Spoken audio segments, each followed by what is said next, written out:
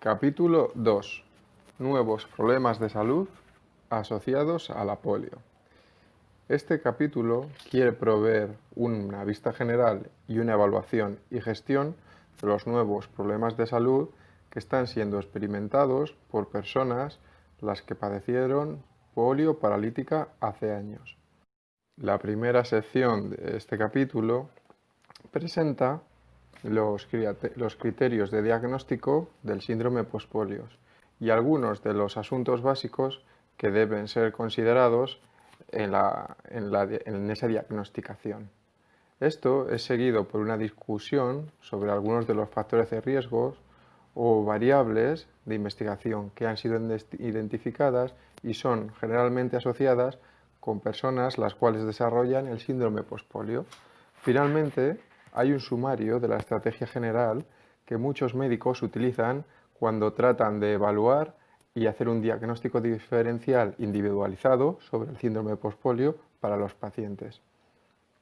La segunda parte de este capítulo describe la evaluación y gestión de los 6 problemas de salud más comunes que han sido reportados por aquellos supervivientes de la polio.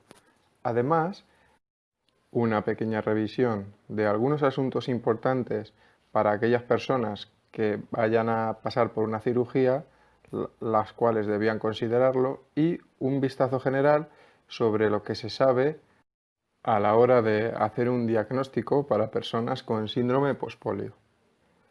¿Cómo se diagnostica el síndrome postpolio? Se utilizan 6 criterios para diagnosticar el síndrome postpolio. Nuevas debilidades es el síndrome principal del síndrome postpolio. Sin una clara historia de debilidades, el diagnóstico no puede ser hecho. Finalmente, el diagnóstico del síndrome postpolio no puede ser hecho sin excluir otras causas posibles de debilidad. Por esta razón, el síndrome postpolio es llamado un diagnóstico por exclusión. Además de los criterios listados aquí, un número de otros criterios han sido propuestos por varias personas y grupos. Mientras existe una pequeña diferencia en cuanto a cómo se llama y el énfasis entre estos criterios, los elementos básicos de los mismos son siempre iguales. Cuando se realiza un diagnóstico del síndrome postpolio, debemos tener en cuenta varias cosas. Primero, los síntomas como el dolor y la fatiga son muy comunes y no son específicos. Además, ir viendo causa por causa, por lo tanto, no es muy práctico y puede ser realmente muy caro. Segundo, puede ser que existan otros síntomas relacionados con los aparatos ortopédicos, síntomas médicos y condiciones neurológicas que pueden estar presentes en la persona y producir síntomas similares. Decidir qué síntomas son causados por el síndrome postpolio y qué síntomas han sido causados por otras condiciones, como las que acabamos de mencionar, puede ser muy retador incluso para los médicos experimentados. Cuando un problema, tal como la debilidad o el dolor, ocurre, independientemente de la causa que lo haya causado, va a iniciar seguramente una reacción en cadena que va a crear otras complicaciones, aumentando el problema original, lo que hace que sea muy difícil de identificar. Un ejemplo común puede ser cuando ocurre un síntoma neurogénico, tal como nuevas debilidades que se desarrollan en el músculo del muslo que sujeta la rodilla. La pérdida de fuerza puede reducir la estabilidad de la articulación, llevando, en casos extremos, a un dolor de rodilla o síntomas musculoesqueléticos.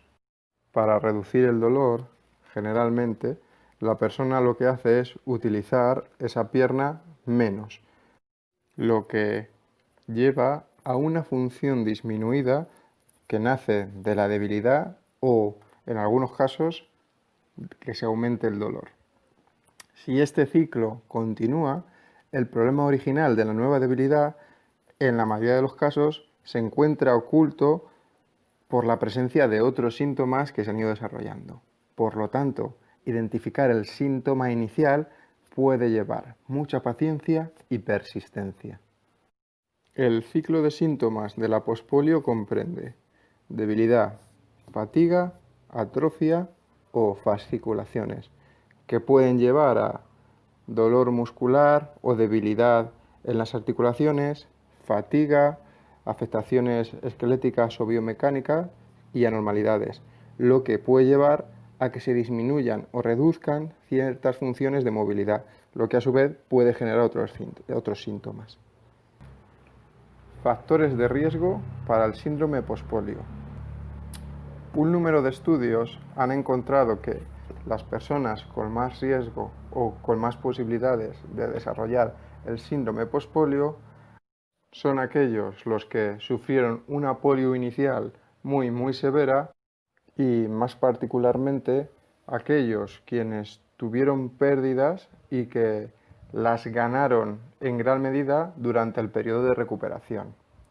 No es usual, no obstante, encontrar a personas con los síndromes típicos de pospolio, los cuales no sufrieron un impacto muy fuerte de la enfermedad seguida por una recuperación muy buena.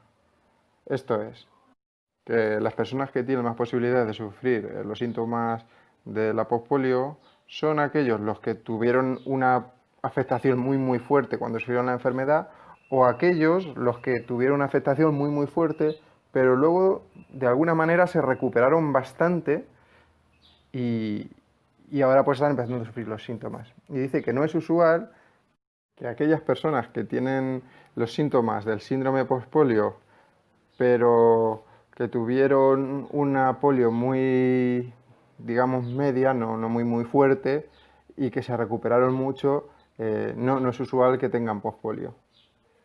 Además de la severidad al comienzo de la enfermedad, hay otros factores de riesgo identificados en diferentes estudios, los cuales incluyen una hospitalización cuando la enfermedad era muy aguda, 5 o más grupos de músculos afectados por el impacto de la enfermedad, polio aguda en los adultos, un gran número de tiempo desde la aparición de la polio, un incremento reciente de peso o de actividad física, una edad muy avanzada en el momento del diagnóstico y la presencia de una discapacidad permanente después de la recuperación inicial. Hay informes los cuales dicen que las mujeres son más proclives a sufrir pospolio que los hombres, aunque esto no ha sido confirmado por el Instituto Nacional de Estadística de Estados Unidos. Más comúnmente, la aparición de nuevos problemas es gradual, pero en muchas personas la aparición de estos problemas puede ser propulsada por eventos específicos, como un accidente menor, una caída, un periodo de descanso en cama, un esfuerzo que, sin dejar de ser algo del día a día, en un momento dado, durante unos ciertos momentos dados, es más intenso de lo que habitualmente se da, o una cirugía.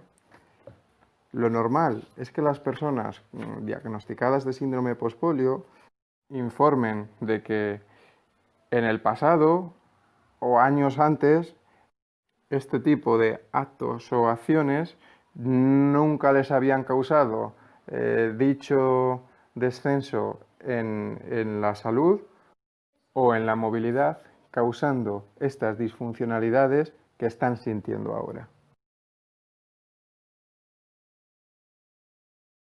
La evaluación. Un enfoque gradual. La evaluación de personas que presentan problemas de salud, nuevos problemas de salud debido al síndrome pospolio, presenta un reto, debido a la naturaleza general de muchos de los síntomas y a la ausencia de un test diagnóstico específico. Este reto es todavía más complicado si continuamos con la incerteza existente debido a la falta de ninguna medicación o tratamiento que pudiese resultar en una cura. Bajo la luz de estas circunstancias, es importante que incluso aquellos doctores o médicos de la salud más experimentados sigan una metodología sistemática de paso a paso, una aproximación que evalúe a cada persona que quizás sufra del síndrome postpolio. Estos pasos son 6 y son los siguientes. 1. Confirmar el diagnóstico original de la polio paralítica. 2. Determinar la existencia, extensión y severidad de los diferentes déficits en la fuerza, resistencia, funcionamiento, etc. 3. Desarrollar una lista razonable de posibilidades alternativas o explicaciones a cada uno de los síntomas. 4. Llevar a cabo un test diagnóstico para excluir o confirmar causas del síndrome postpolio para cada uno de los síntomas. 5. Si existen otras causas diagnosticadas, tratarlas y evaluar la necesidad para una subsiguiente rehabilitación o intervención médica. 6. Si no son diagnosticadas otras causas aparte del síndrome postpolio, establecer un objetivo de línea base como un funcionamiento o plan de rehabilitación e intervenciones médicas dadas el caso. La confirmación del diagnóstico original de la polio paralítica debe estar basada en la historia médica y una examinación física. Si la información disponible no es conclusiva y no hay signos obvios de un examen característico sobre la debilidad muscular y su atrofia, el único test práctico para confirmar la presencia de una infección previa de polio es a través de un electromiograma. En muchos de los casos, debido a las circunstancias históricas, no existen registros médicos de aquellos días cuando la gente se contagió de la polio y, de existir, no son fiables en muchos casos. En muchas situaciones, algunos hospitales o médicos diagnosticaban polio a muchas más de las personas de las que la sufrían para poder recoger fondos y subsidios por parte del gobierno. Por otro lado, no todo el mundo que sufrió polio fue sometida a una evaluación. Además, no existían en aquellos momentos edificios o lugares donde todo el mundo pudiese recibir asistencia. Por último, en medio de la pandemia, cuando alguna persona tenía síntomas leves que podrían ser de polio o no, en la mayoría de los casos estas personas eran diagnosticadas de polio, aunque en realidad no la tuviesen. También puede ocurrir que cuando algunos de los niños sufrieron polio y hoy se les pregunta por esos días cuando eran tan jóvenes y no recuerdan sobre detalles específicos, ni siquiera la familia más cercana no tienen capacidad de dar una información fiable en referencia a la presencia de debilidad o parálisis, esto también supone un problema a la hora de saber que todo el mundo fue diagnosticado correctamente o no. Especialmente interesante es el caso de aquellas personas que fueron o no fueron diagnosticadas de polio y que no tuvieron parálisis. Esto es, fueron quizás diagnosticadas como pacientes de polio paralítica, pero en realidad no tenían ninguna parálisis. A lo mejor simplemente tenían dolor en los músculos o alguna dificultad a la hora de moverse que al final se les pasó debido a otras enfermedades. Hoy por hoy, las mismas herramientas que se utilizaban para confirmar la historia de polio paralítica en los pacientes son usadas para determinar hasta qué punto y qué severidad tienen las deficiencias actuales. El llevar a cabo una evaluación de cómo una persona pasa normalmente un día con sus síntomas y disfunciones es muy importante. Incluso evaluar esto con una duración de una semana. Los doctores normalmente llevan a cabo exámenes manuales de los síntomas musculares, los cuales son complementados con preguntas que se van guardando o recopilando en un historial hacia la persona que está siendo evaluada con referencia hace un año, hace 5 años o hace 10 años. Esto quizás sea uno de los mejores indicadores de la debilidad progresiva que va ocurriendo en las personas, en lugar de comparar simplemente datos o números en diferentes intervalos de tiempo. La examinación física debería hacer énfasis a través de una evaluación neurológica, poniendo especial atención en las anormalidades musculares y esqueléticas, tales como escoliosis, diferencia de longitud entre las piernas, una debilitación o reducción del movimiento articular en algunas articulaciones o cambios en los patrones del andar. Una laxación profunda de los tendones que produzca, por ejemplo, movimientos extraños de la rodilla o incontrolables, lo cual causa una disminución de la fuerza muscular. No obstante, la sensación del paciente es de normalidad, sin dolor. Una extremidad la cual haya sido muy afectada por parálisis, quizás haya aumentado su sensibilidad en cuanto al tacto, sea bien suave, sea bien al contacto con una aguja. Si la sensación del dolor disminuye en estas personas, es un indicativo de que hay algún síntoma más o enfermedad más aparte del síndrome postpolio. Por ejemplo, una disminución de la sensibilidad o sensitividad de una extremidad puede deberse quizás a una radiculopatía o una neuropatía, como puede ser, por ejemplo, el síndrome del túnel carpiano. Si la sensación al tacto disminuye en las 4 extremidades, usualmente eso va a reflejar la presencia de una neuropatía periférica, causada por una generalización de la enfermedad de diferentes nervios periféricos, como puede ser la diabetes. Si se produjese en cambio un aumento de movimientos reflejos, esto podría sugerir la presencia de una enfermedad en la médula espinal o en el cerebro. Debido al número, diversidad y complejidad de los problemas que muchas de las personas que tuvieron polio sufren, hemos encontrado en nuestro hospital que es muy beneficioso llevar a cabo una evaluación interdisciplinar, profunda y muy metódica cada vez que nos visita una persona por primera vez, la que quizás pueda sufrir del síndrome postpolio. Además, cuando es necesario, se lleva a cabo una revisión médica estándar y una revisión física estándar llevada a cabo por equipos específicos, además de un equipo de rehabilitación. Esto es un equipo interdisciplinar, que en muchas ocasiones incluye además niñeras, educadores sociales, físicos y terapeutas ocupacionales, trabajadores sociales y psicólogos. En función de los problemas específicos, un ortopedista, un terapista respiratorio, un dietista registrado, un psicólogo colegiado pueden incluso involucrarse. Además, se harán, en tanto y cuanto sea necesario, citas con el neumólogo, otros ortopedistas, neurólogos y cualquier otro especialista en tanto y cuanto fuese necesario.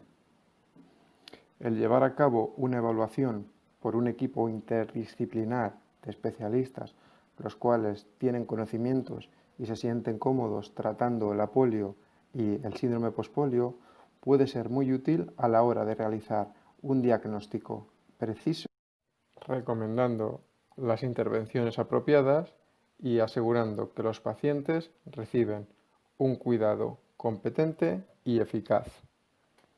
Además de las intervenciones y evaluaciones llevadas a cabo por el equipo interdisciplinar, nosotros llevamos también a cabo un electromiograma, especialmente útil a la hora de evaluar aquellas extremidades donde no tenemos seguridad de si la polio afectó o no, pudiendo también descartar otras causas por las que el paciente está sintiendo nuevos síntomas. Como se menciona, el electromiograma es especialmente útil cuando tratamos de evaluar extremidades o músculos, los cuales pensábamos que no habían sido afectados por la polio originalmente, pero que, de hecho, fueron en cierta manera, aunque quizás muy sutilmente, afectados. Esta información es extremadamente útil para prescribir ejercicios y programas de recuperación apropiados. Llevamos a cabo una investigación con 108 pacientes, los cuales sufrían del síndrome postpolio. Encontramos las siguientes anormalidades en cada uno de ellos. Síndrome del túnel carpiano, 32%. Neuropatía cubital en la muñeca, 2%. Neuropatía periférica, 3%. Plexopatía braquial, 1%. Neuropatía tibial, 1%. Radiculopatía, 4%. Afecciones de polio no detectadas originariamente en músculos que ahora se ven afectados, 45%.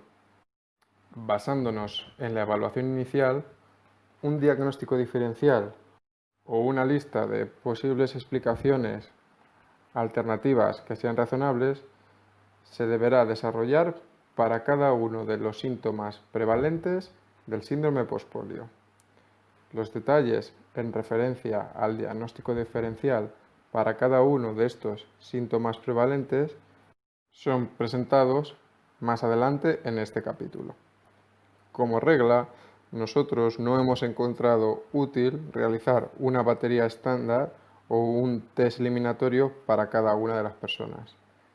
Test específicos tales como un análisis de sangre, un análisis de azúcar, un análisis de creatina quinasa o un análisis del tiroides solo son llevados a cabo cuando la historia clínica así lo recomienda o se detecta su posible utilidad a través de un examen físico. Pues no tenemos claro hasta qué punto es útil llevar a cabo un análisis de creatina quinasa a la hora de determinar un diagnóstico a largo plazo o a la hora de gestionar un análisis clínico. Por ejemplo, las personas las cuales tuvieron problemas respiratorios inicialmente y tenían también un histórico médico con problemas pulmonares, fumar o por ejemplo escoliosis, normalmente se evalúa su capacidad respiratoria a través del espirómetro o, entre otras cosas, un test de fuerza vital. Si los resultados son menos del 50% del valor que se predecía, otros test son llevados a cabo para evaluar la función pulmonar y poder discutir y descubrir otras complicaciones respiratorias que estén bajo la misma.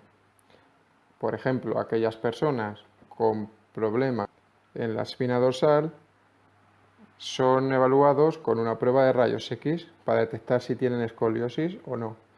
Si se encuentra una enfermedad degenerativa en la articulación o otras anormalidades esqueléticas, se recomiendan y se llevan a cabo otras pruebas de rayos X para descubrirlas. Esto es, en conclusión, las pruebas que se llevan a cabo como diagnósticos específicos son mucho más útiles y excluyentes que el hecho de directamente poder diagnosticar a alguien con el síndrome postpolio. A pesar de que cada vez tenemos más evidencias de que el deterioro de las unidades motoras a nivel neuronal es la causa de la nueva debilidad en el síndrome postpolio, no tenemos todavía ningún método objetivo que nos permita predecir y asegurar que esto es así y quién no va a desarrollar síndrome postpolio en el futuro. Ni siquiera poder asegurar que por el hecho de hacer un seguimiento a aquellos que están empezando a sentir debilidades podamos asegurar un diagnóstico acertado. Ni siquiera las pruebas con rayos X, los test de sangre, las biopsias musculares, independientemente o combinándolas, pueden diagnosticar el síndrome postpolio. Siendo así, en lugar de ello, debemos llevar a cabo un cuidadoso y detallado análisis de la historia clínica del paciente, pudiendo diferenciar entre aquellas personas las cuales no tienen nuevas debilidades, esto es, polio estable, y aquellas personas que están experimentando nuevas debilidades, síndrome postpolio, después de un periodo de estabilidad de al menos durante 15 años. Finalmente, para cerrar este apartado, decir que hoy por hoy es imposible el eliminar todos los síntomas del síndrome postpolio. No obstante, nosotros creemos que la gran mayoría de las personas que atiendan un programa de recuperación y de rehabilitación en el hospital o una clínica de postpolio se van a sentir mucho mejor físicamente y emocionalmente, pudiendo incluso mejorar el funcionamiento muscular o de las articulaciones afectadas. Problemas de salud específicos. La mayoría de los síntomas asociados con el síndrome postpolio incluyen nuevas debilidades, fatiga generalizada y en algunos casos dolor en los músculos y las articulaciones. Esta sección describe la evaluación, el diagnóstico diferencial y la gestión de estos y de otros problemas de salud comunes en aquellos supervivientes de la polio. Las estrategias diagnósticas y recomendaciones terapéuticas en esta sección están basadas en la experiencia del autor del libro, la experiencia de otros clínicos y médicos y estudios de la literatura médica. Otros capítulos en este libro también discuten sobre la gestión sobre estos problemas relativos al síndrome postpolio que se van a describir. Evaluación de las debilidades. En un caso típico del síndrome postpolio, la presencia de nuevas debilidades musculares aparece en cada paciente en diferentes puntos según su historia. Normalmente, las nuevas debilidades se reflejan en las personas describiéndolas como un descenso en la habilidad de poder llevar a cabo ciertas tareas o movimientos con la misma normalidad o facilidad que lo hacían durante meses o años antes. Estas debilidades causadas por el síndrome postpolio son generalmente más prominentes en músculos que fueron inicialmente afectados por la enfermedad y que tuvieron una buena recuperación.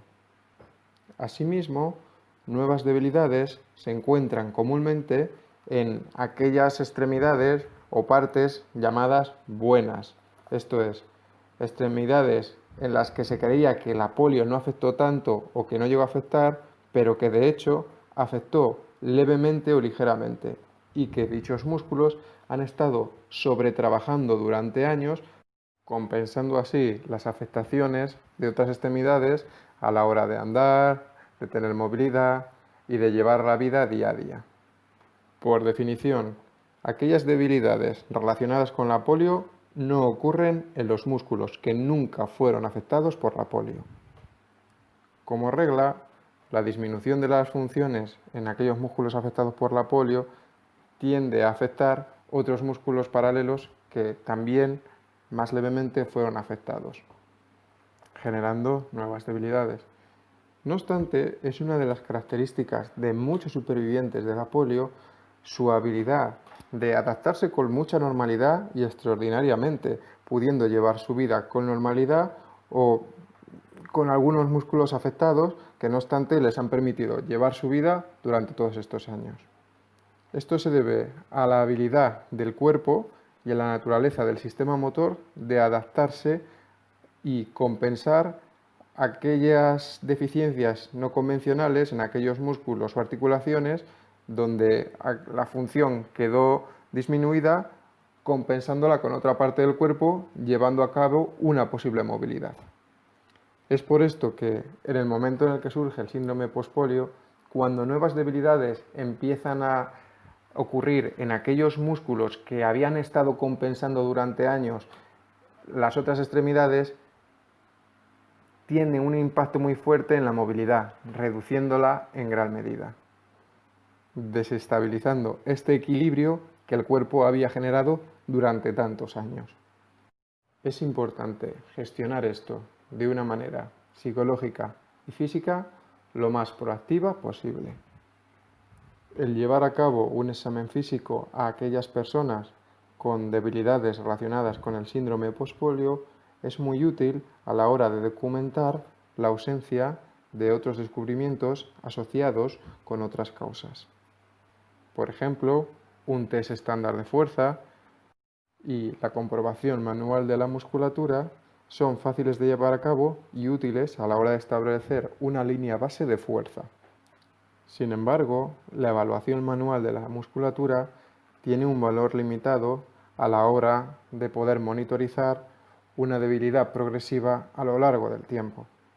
Equipos especiales, como el uso de la tecnología CIBEX, nos permiten documentar de manera precisa medidas cuantitativas de fuerza y resistencia. No obstante, esta tecnología es mucho más útil en estudios de investigación y es impráctica en la gran mayoría de las evaluaciones clínicas. El test manual de fuerza evalúa la fuerza máxima en cada contracción muscular, la cual puede ser sorprendentemente fuerte, incluso en aquellos músculos debilitados. No obstante, es muy útil también la descripción que las personas hacen de sus músculos en cuanto se refiere al uso diario que tienen, la fuerza que presentan y la resistencia de los mismos. Por ejemplo, el comparar actividades rutinarias que requerían un uso repetitivo o mantenido de la fuerza muscular, tales como contracciones al andar, al subir escalera, empujar objetos, pueden darnos una visión semicuantitativa de la reducción de la fuerza. Esto es, cómo se desarrollan ciertas habilidades o movimientos ahora comparándolas como cómo se desarrollaban estas actividades en el pasado. Por ejemplo, el número de escalones o escaleras que se subían o la distancia que se andaba sin dificultad hace 1, 3 o 5 años puede ser comparada con la información de cómo se desarrollan esas actividades ahora. Excluir otras causas de nuevas debilidades en estos pacientes es absolutamente esencial. Algunas de las condiciones comunes y no comunes que deberían ser consideradas son las siguientes: neuropatía por atrapamiento, esclerosis múltiple, miastesia, miopatías, Parkinson, neuropatía periférica, radiculopatía, estenosis espinal, tumores, esclerosis lateral o atrofia muscular en la médula espinal. Aquellas personas con el síndrome pospolio normalmente experimentan un patrón de debilidad, el cual se comprende de una disminución de la fuerza, de la resistencia y debilidad en aquellos músculos llevando a cabo actividades que antes llevaban sin ningún tipo de problema. Esto no es lo mismo que aquellas personas que tienen debilidad muscular por no haber utilizado el músculo durante un tiempo, bien haya sido gradualmente o abruptamente. Por ejemplo, han tenido una lesión y no han estado utilizando sus músculos, o han estado sin hacer ejercicio durante mucho tiempo, o han estado enfermos sin poder llevar a cabo una actividad física, lo que generalmente conlleva a una debilidad muscular, no causada por el síndrome pospolio. Cualquier cosa que produzca un estado de vida sedentario puede resultar en una debilidad muscular. Cuando esto ocurre en un paciente, se debe llevar a cabo un test de fuerza para considerar y monitorizar qué tipos de ejercicios deben ser llevados a cabo y determinar si aquella nueva debilidad muscular no causada por el síndrome pospolio puede ser restaurada en sus niveles originales. Gestión de las nuevas debilidades. Vigorización y ritmo. Cuando las nuevas debilidades ocurren en aquellos músculos que han sido consistentemente o llevados a su límite en actividades diarias en lo que presumimos va a ser un diagnóstico de síndrome pospolio, cada uno de nuestros esfuerzos debe ser llevado a cabo para hacer que dichos músculos descansen y poder respaldar que vuelvan a los niveles más óptimos posibles. Algunos ejemplos pueden incluir la modificación de cómo se llevan a cabo ciertas actividades y, cuando sea posible y siempre que podamos, utilizar equipo extra, como puede ser aparatos ortopédicos, asientos para la ducha, agarraderas de brazos, bastones, sillas de ruedas, motos, rampas, etc. Incluso cosas tan simples como el uso de bastones a la hora de andar y deambular han mostrado resultados muy positivos, reduciendo el uso de la fuerza y de energía a la hora de llevar a cabo un movimiento y realización del mismo de la manera adecuada, pudiendo revertir la pérdida de fuerza. Esto significa que llevar a cabo pequeños cambios a lo largo del día, tanto a nivel individual como de la manera en la que se llevan a cabo ciertas tareas, puede producir un cambio impresionante y mejora en el uso del nivel de energía y la sensación de bienestar. Para aquellas personas que han estado andando mucho, y han estado trabajando sus músculos, llevándolos casi al máximo de su capacidad en su día a día, un cambio de vida es necesario, donde se introduzca mucho más descanso y menos estrés. Esto es absolutamente esencial. Cambios en el estilo de vida que sean muy significativos, como cambiar el trabajo, retirarse o adaptar la casa a las nuevas funcionalidades, son muy útiles, aunque debemos tener en cuenta que esto no es posible para todo el mundo y que en algunas situaciones puede ser muy complicado. No obstante, un cambio de prioridades, la eliminación de aquellas actividades no esenciales y la creación de descansos diarios a lo largo del día, todos los días, es algo que todo el mundo debe y puede hacer siempre y cuando se sufra el síndrome pospolio. Las intervenciones en este sentido son generalmente positivas y ocurren a muchos niveles. Gestionar las debilidades, no obstante, no significa dejar que descanse un músculo afectado y ya está, sino modificar nuestro estilo de vida. Por esta razón, cuando un nuevo aparato ortopédico o un nuevo bastón, etcétera, es diagnosticado o modificado, es muy importante llevar a cabo una revisión psicosocial muy cuidadosamente, lo que puede evaluar el impacto de estas recomendaciones en el estilo de vida de la persona y de su familia, amigos o compañeros de trabajo. Una vez que las nuevas debilidades se han estabilizado y ha pasado un periodo donde no ha existido un esfuerzo excesivo y no existe un disconfort, es razonable el tratar de explorar la posibilidad de un programa recuperatorio de ejercicio. Gestionando las debilidades. El ejercicio. Es bien sabido que la fisiología muscular que ejercita varios tipos de músculos mejora ambos, el músculo y la resistencia. Aquellas personas que sufrieron polio paralítica aguda en el pasado han pasado largos periodos de ejercicio y reeducación muscular para ganar de nuevo la fuerza y masa muscular que habían perdido. De hecho, el ejercicio normalmente era visto como una cura para aquellas personas que sufrían polio paralítica. La creencia de muchas personas de que ellos podían recuperarse de la polio o recuperar el músculo y movilidad si hacían ejercicio suficiente estaba bastante extendida. Incluso aunque muchos médicos decían que si se sobrecargaban los músculos o se sobreestimulaban, podría ser contraproducente. Cuando muchos años después el síndrome pospolio ha empezado a surgir décadas después de la polio paralítica, la misma creencia seguía existiendo entre la gente, de que realizar mucho ejercicio era beneficioso para los músculos. Como resultado, muchas personas se esforzaban de más andando, haciendo ejercicio, moviéndose a través de distancias, lo que eventualmente ha resultado en debilidades adicionales. Basándonos en estas anécdotas y que la teoría inicial del síndrome pospolio estaba causada por un sobreuso de las neuronas motoras, es entendible que la mayoría de los clínicos empezaran a sospechar y no se recetaba ejercicio para aquellas personas que sufrían los síntomas del síndrome pospolio. Hoy por hoy, más de una década después, hay una evidencia considerable de que la mayoría de la gente se puede beneficiar del ejercicio siempre que sea controlado.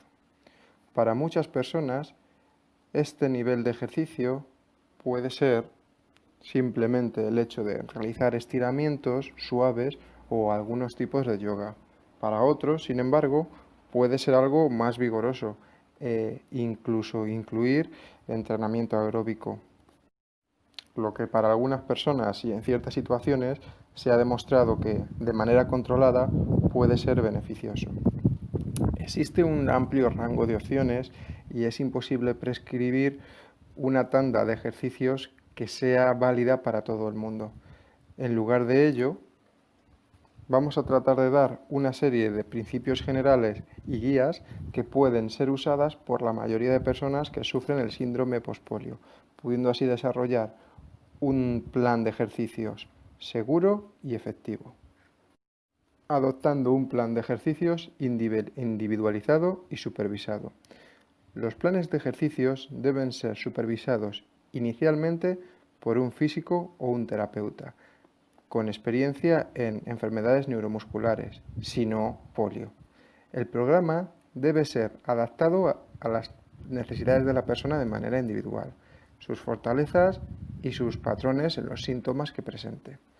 Estudios de investigación han mostrado que algunos, aunque no todos, supervivientes de la polio pueden mejorar la fuerza muscular, muchas veces causada por una nueva hipertrofia muscular y el crecimiento de, como se dijo en capítulos anteriores, de nuevos axones terminales y con una mejora del sistema cardiovascular y su resistencia. Todo ello monitorizando el ejercicio muy regularmente junto a un programa que debe ser individualizado.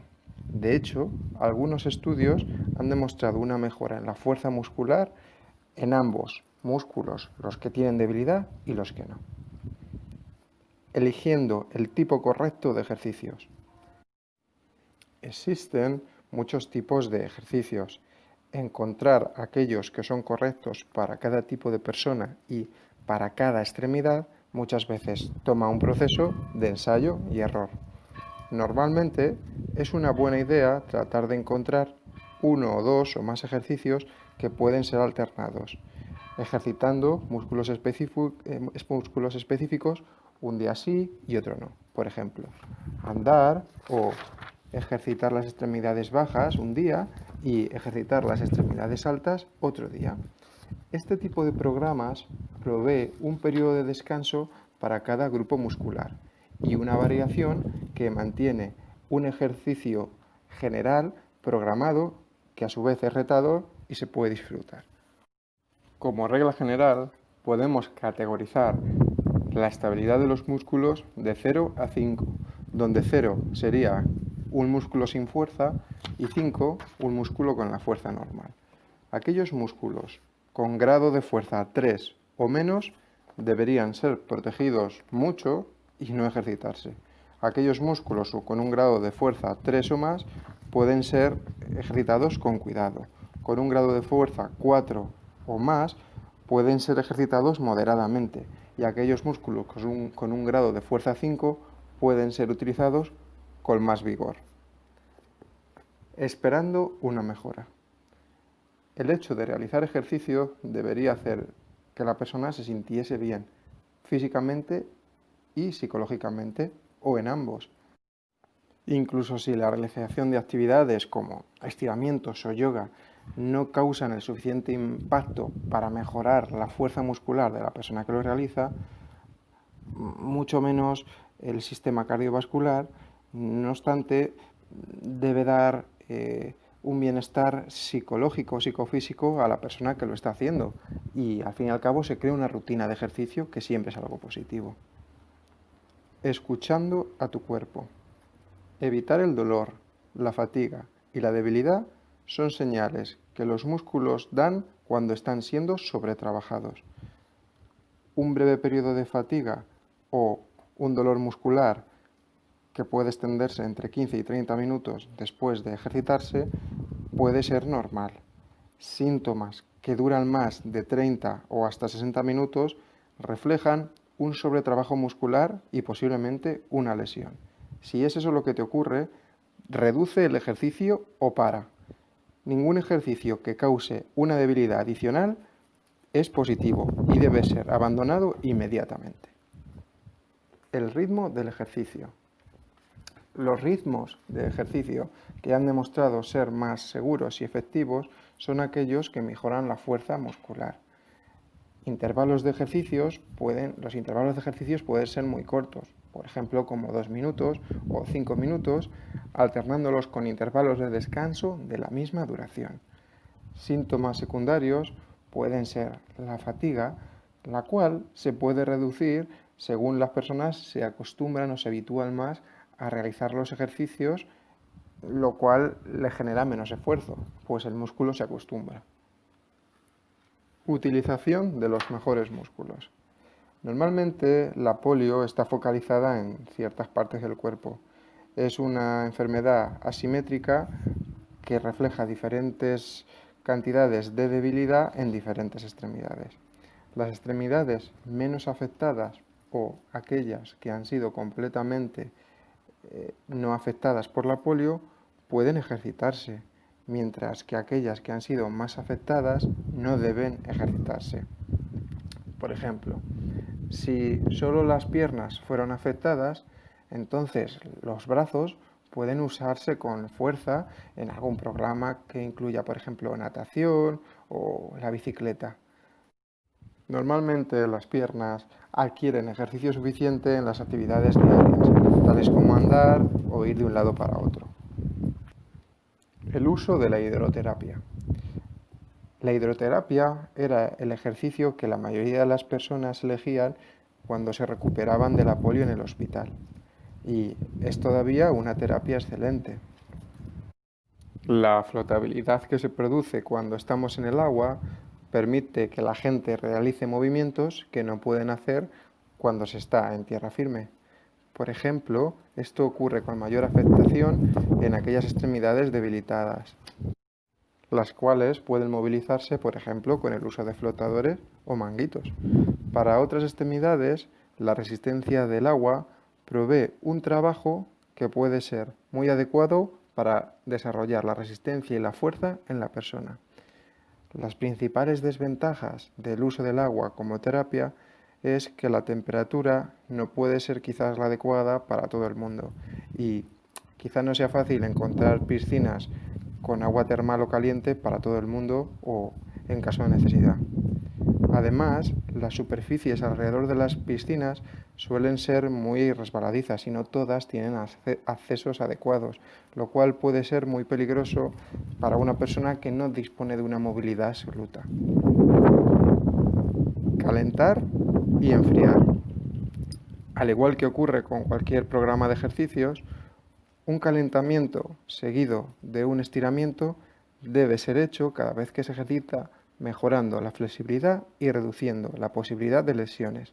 Después de ejercitarse, es importante dejar al cuerpo descansar, estirar y relajarse. Esto es, bajar el ritmo para volver a la normalidad. Evaluando la fatiga.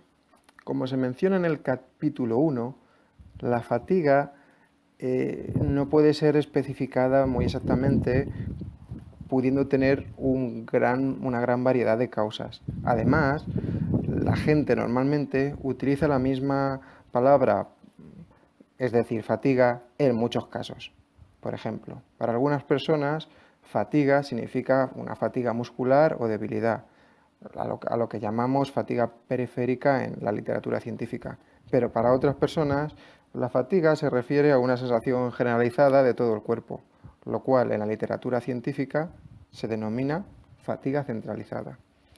La fatiga centralizada normalmente se describe como un sentimiento de cansancio general, como si tuvieses un dolor muscular o los típicos síntomas del resfriado, que se marca principalmente por un cambio de energía, resistencia o incluso cansancio mental. De todos los problemas de la pospolio, el más generalizado y más deshabilitante es la fatiga generalizada, normalmente. Es difícil de tratar y pone límites físicos a la vida de las personas que incluso aquellos que están alrededor pueden identificar fácilmente. Mucha gente experimenta ambas, la fatiga central y la fatiga periférica. Recordamos que la fatiga central es un cansancio general y la fatiga periférica se centra en la debilidad muscular. Se llevó a cabo un estudio con dos grupos, un grupo formado por supervivientes de la polio y un grupo formado por personas que no tenían polio, donde se les preguntase que describiesen lo que era la fatiga. El grupo que no tenía polio describió la fatiga como cansancio o falta de energía. Los supervivientes de la polio, sin embargo, tuvieron una descripción muy diferente de este grupo, en el cual describieron la fatiga como una debilidad muscular o una pérdida de fuerza durante el ejercicio o una sensación muy pesada de los músculos. La fatiga central normalmente ocurre cada día y tiende a progresar durante el día, estando más cansados durante la noche. Es normal, pues durante el día se desarrollan ejercicios, actividades, movimientos que, aunque no nos damos cuenta, van acumulando cansancio que se refleja al final del día. Para muchas personas esto es algo que ocurre al inicio de la tarde o a media tarde y es descrito como una caída en picado de la fuerza. Cuando este tipo de fatiga ocurre, es muy útil para aquellas personas que lo sufran, que paren de hacer lo que estén haciendo, que descansen y, si es posible, pues se tumben o tengan una siesta. Normalmente, un poco de descanso es lo único necesario para que la fatiga desaparezca y restaurar los niveles de energía y de sensación de bienestar para continuar a lo largo del día sin ningún disconfort extra. Antes de realizar un diagnóstico sobre la fatiga en el síndrome postpolio, otras condiciones que pueden causar este síntoma deben ser excluidas. Estas son anemia, cáncer, hipoventilación, infecciones crónicas, enfermedades crónicas, depresión, falta de sueño, fibromialgia, fallos en el corazón, uso de medicamentos o tiroides. Para aquellas personas que pueden levantarse desde por la mañana con fatiga, esto puede deberse a problemas de sueño que pueden variar en función de las condiciones de la persona, pudiendo incluir dolor muscular, anormalidades respiratorias, movimiento incondicionado de los músculos que no permitan el sueño, entre otros. En estos casos, para estas personas, la fatiga tiende a durar durante todo el día y no es algo típico para aquellos pacientes del síndrome postpolio, lo cual puede significar que la persona sufre del síndrome de la fatiga crónica, entre otras enfermedades. La depresión, la obesidad o el estrés, por ejemplo, también pueden asociarse con la fatiga. En estos casos, la prescripción de ciertos medicamentos, como los paliativos o medicamentos que mejoren estas situaciones, como por ejemplo los antihistamínicos, pueden contribuir a revertir la fatiga y que las personas con estos síntomas se sientan mejor. No obstante, como decíamos, este tipo de fatiga que dura todo el día no es típica en pacientes del síndrome postpolio.